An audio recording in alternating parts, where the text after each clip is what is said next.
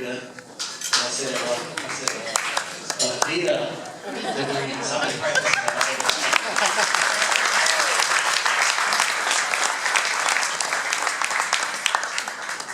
Oh, no one ever gets that right.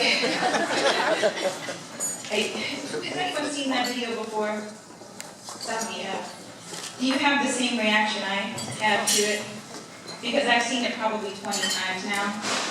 And every time it inspires me as a mother and as a social service professional to do something, anything, to make things different, to make things better for children in this community. I hope you feel that inspiration tonight along with me.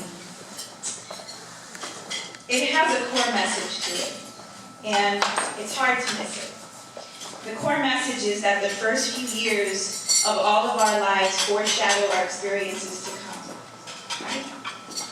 And the fact is that we are pretty much who we're going to be by the time we're 8 years old. And our experiences that lead up to that point in life, they make us or they break us. That's a big deal. That's a heavy burden when you're 8 years old, right? You've made some decisions about what you're capable of by then.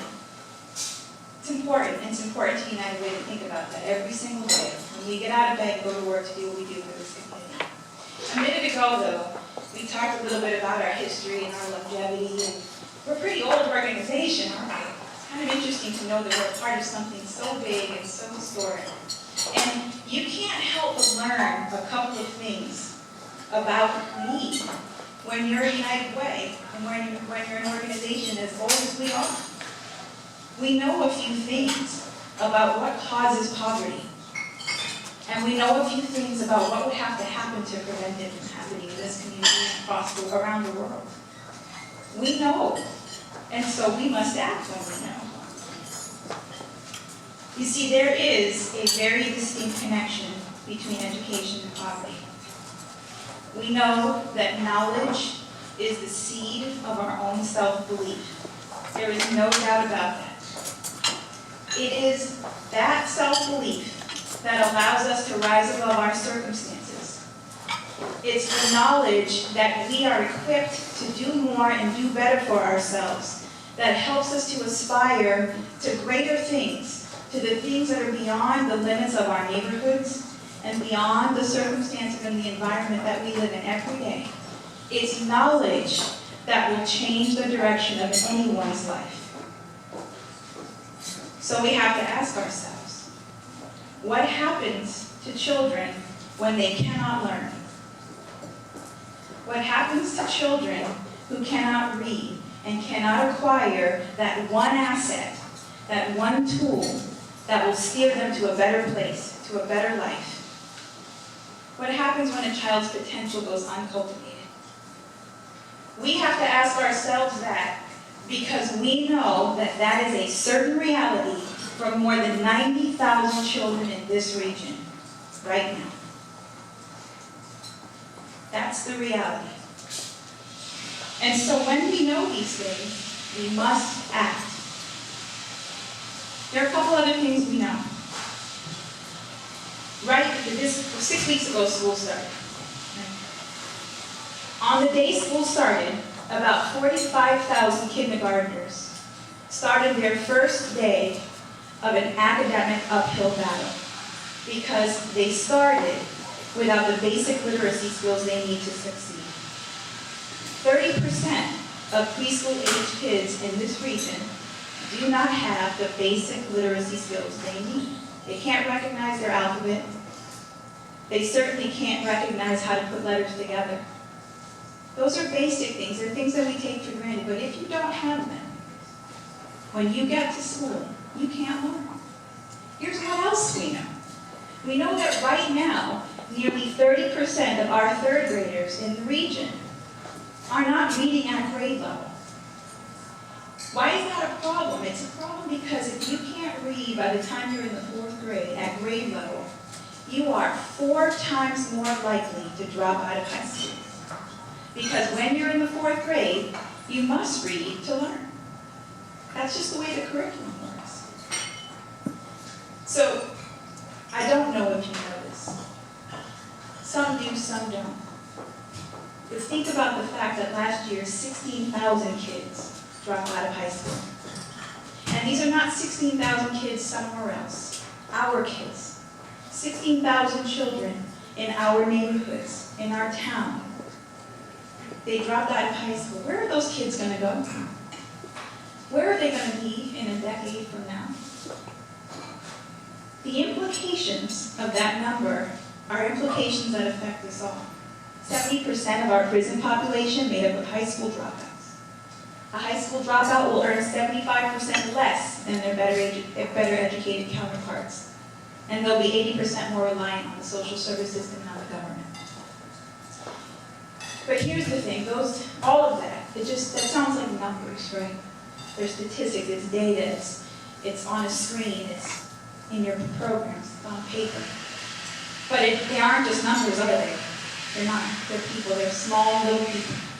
And so when I think about those numbers, I think about the little boy or girl who dreads going to school every day because they know that when they get there, they're going to have to do everything they can to dodge, to hide, or otherwise distract from the fact that they just can't keep up. And I think about what that act must feel like for that child every day. And I understand that they must be waiting for the day that they can throw their hands up and say, I give up. Waiting for the day that they can give up on themselves. Unless somebody steps in and says to them, I will believe in you until you believe in yourself. I will help you until you need my help no longer and can instead help others. We are that somebody. We are the United Way.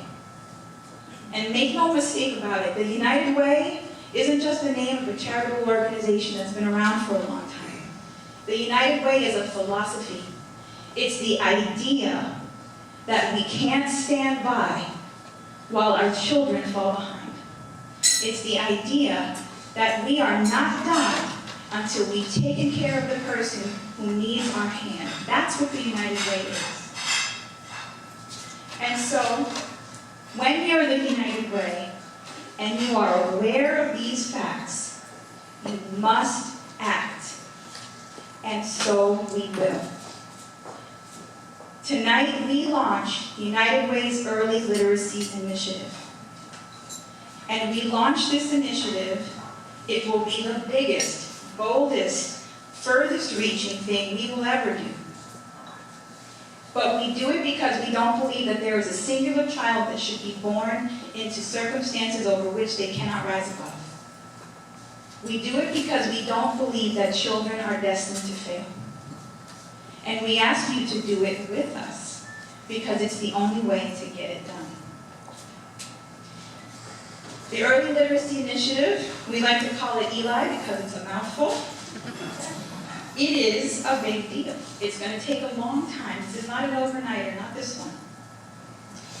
But it doesn't have one solution. There is no one solution for the issues related to academic underpreparedness. And that's why ELI is a comprehensive activity. ELI is about making sure that parents, no matter what their current education level is, have the tools, have the assets, have the resources, and have the support that they need in order to be effective literacy educators for their children. ELI is also about making sure that teachers, particularly preschool-age teachers, have the tools, resources, and education they need to be effective literacy educators. And we do this work in a very creative and innovative way. We get into neighborhoods, and we cultivate relationships with the lady next door who takes in the kids from the neighborhood. You saw some of them in the video. Well, they want to do better, and they want to do more, but they don't know how. We will work with those teachers and beyond to get them trained to do the job better. We will mobilize an army of volunteers to look a child in the eye and say, you can do this. To open a book and say, let's do it together. We will mobilize an army of mentors and reading coaches so that no child, regardless of the home environment they go home to, will go to school unprepared. We can do that for kids if we decide it's our responsibility. And we will launch a far-reaching, community-wide, regional community awareness campaign so that everybody in this region knows how important it is to make sure that every child, whether they are our own or someone else's, goes to school ready to learn. Because the implications of them not learning are not implications in someone else's neighborhood.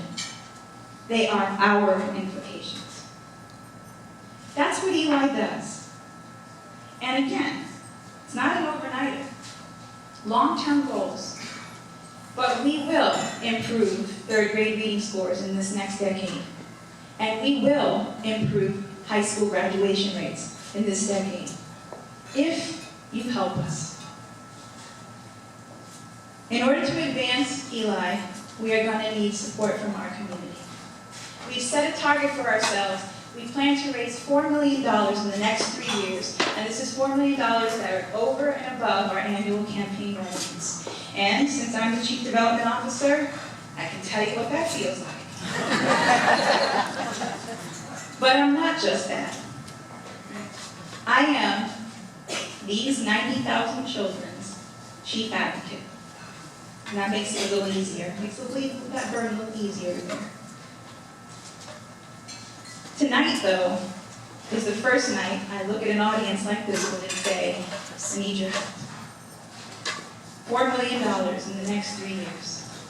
However, thanks to some very generous people in this room tonight, we've achieved 40% of that goal already.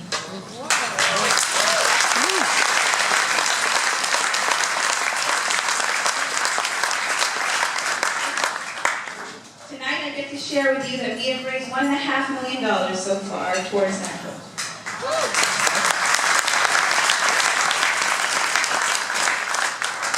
But we're still not there yet. Still more to go.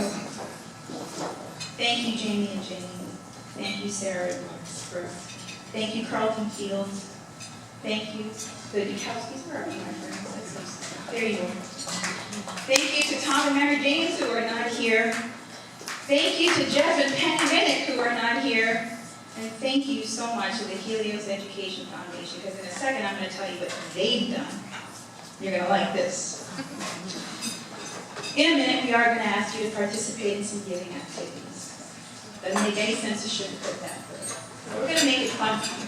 We're going to give you reasons to give tonight.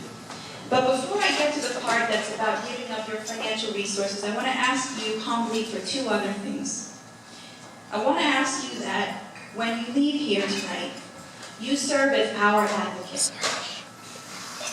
To us, that means telling somebody you know something of what you heard this evening. Telling them why it was meaningful to you. Because the best message delivered about Eli is one delivered by you on our behalf. Be our advocate.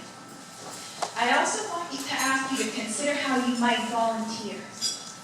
There are many ways for you to give of your time or to motivate others to volunteer on behalf of literacy for children in this region. If you need some ideas, visit our website to consider where you might slide in, but think about it.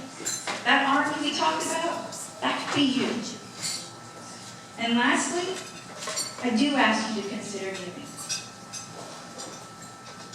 I can't tell you how much to give, and I never would.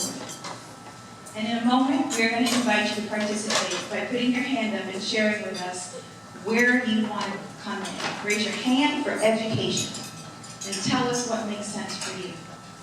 But if that's not comfortable for you, you all have before you a pledge form, and you all have within you some level of capacity to support this work. Please think about what level you'd like to support us at and make this investment, not just because I asked you, and not just because there are 90,000 children today who need you, but because it will change the conditions of this community in the years to come. And to sweeten the deal, the Helios Education Foundation will match every contribution that is new, that is $500 or more to United Way this evening. Dollar for dollar.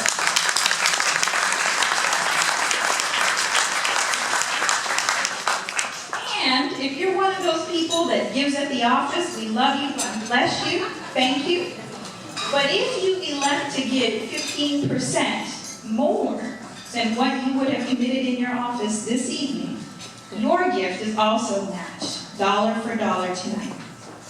So please put some thought to it, and in a minute, we'll give you a reason. Now I have one last personal message to share with you. This past year, United Way lost a very good friend of ours. We lost Bill McBride suddenly. It was unexpected. And on the day we lost him, we lost one of our chief advocates. We lost someone who did what he did for us and for this community for no other reason than the fact that he knew it was the right thing to do.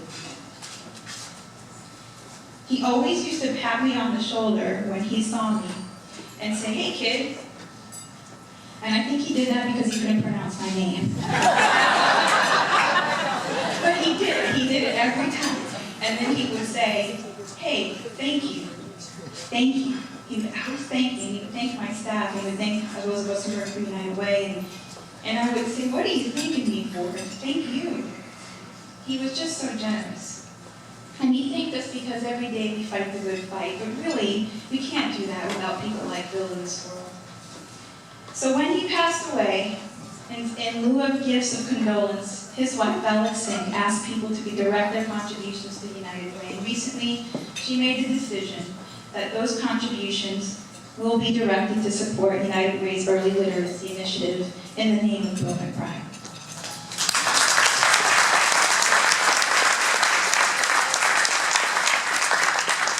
And so we thank those of you who supported Bill. That's a $30,000 contribution to our work this evening. So tonight we honor our history. We honor our legacy, and we also look to the future. And I know that someday in the very, very distant future, there will be an entirely different human being standing at a podium like this one, talking about all that we've accomplished since last we met on this occasion. And I don't know exactly what they're going to say. But I do know they're going to talk about how we changed the future for so many children in this community. They're going to talk about how we changed the story for kids who are on a path to failure. They're going to talk about what we started tonight. They're going to talk about what you did to help make this community better. We get to be a part of that legacy tonight. So I thank you for your support yesterday, for your support today, for your support tomorrow, and I thank you for living united.